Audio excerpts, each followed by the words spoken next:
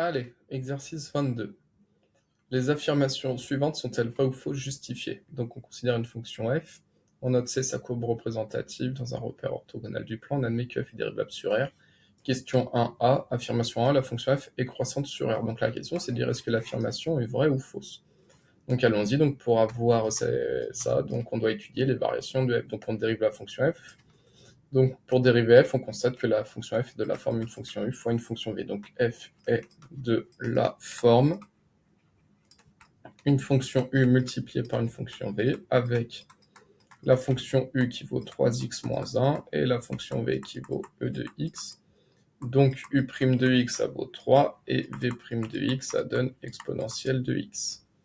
Ainsi, f' de x, pour tout réel x, c'est donc u' fois v plus u fois v', donc à chaque fois c'est u' de x fois v de x plus e de x fois v' de x, ce qui donne 3 fois exponentielle de x plus 3x moins 1, attention, le tout fois e de x. On constate que l'on a un facteur commun qui est exponentielle de x, donc on met exponentielle de x en facteur commun. Et dans la parenthèse, e de x fois 3, en effet, e de x fois 3, ça donne 3 fois e de x, plus e de x fois 3x moins 1, parce qu'en effet, e de x fois 3x moins 1, ça donne 3x moins 1 fois e de x. Et donc, ça donne e de x facteur de 3, et là, c'est une addition, c'est un plus, donc on doit ajouter 3x moins 1, donc c'est juste plus 3x moins 1, c'est une addition. Et donc, ça donne e de x facteur de 3x plus 2. Pour avoir les variations de f, on va étudier le signe de la dérivée, donc le x, on va étudier le signe de 3x plus 2, le signe de exponentielle x, on sait qu'une exponentielle sera tout le temps strictement positive, et donc on obtiendra le signe de la dérivée. Et donc d'après le théorème, le signe de la dérivée donnera les variations de la fonction f. Et bien allons-y, donc le signe de 3x plus 2, 3x plus 2, on résout quand c'est égal à 0, c'est une équation du premier degré, moins 2 à gauche, moins 2 à droite, on divise par 3, donc ça donne moins 2 tiers. Donc x moins l'infini plus l'infini, pour c'est défini sur R, quand x vaut moins 2 tiers, 3x plus 2 vaut 0. Et ensuite, là, on peut résoudre quand 3x plus 2 est strictement positif. 3x plus 2 est strictement positif quand 3x est strictement plus grand que moins 2 à gauche, moins 2 à droite, et donc c'est quand x est strictement plus grand que moins 2 tiers. X strictement plus grand que moins 2 tiers, les nombres plus grands que moins 2 tiers vont de moins 2 tiers jusqu'à plus l'infini. Vous dites x est strictement plus grand que moins 2 tiers, donc quand on est ici, quand les x vont de moins 2 tiers jusqu'à plus l'infini, le signe de 3x plus 2 est positif, et donc négatif avant. Une exponentielle est toujours strictement positive, et donc la dérivée négative fois positif, positif, 0 fois un nombre 0, et positif fois positif, ça donne du positif.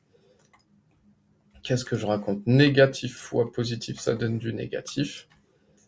Et donc, on applique le théorème, dérivée négative fonction f strictement décroissante, dérivée positive fonction f strictement croissante, et là on a f de moins 2 tiers.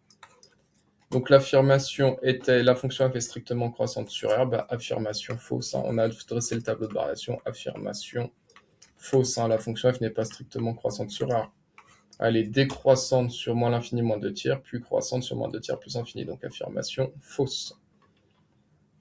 Et ensuite, on vous dit la tangente à la courbe CF au point d'abscisse 0 a pour équation y égale 2x moins 2. Donc là, c'est la propriété du cours, équation de tangente au point d'abscisse 0.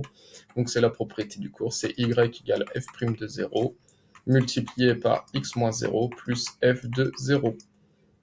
Hop, donc on doit calculer f de 0. Donc on prend la fonction f qui est là, donc ça donne 3 fois 0 moins 1 exponentielle 0, donc ça donne moins 1 fois e puissance 0.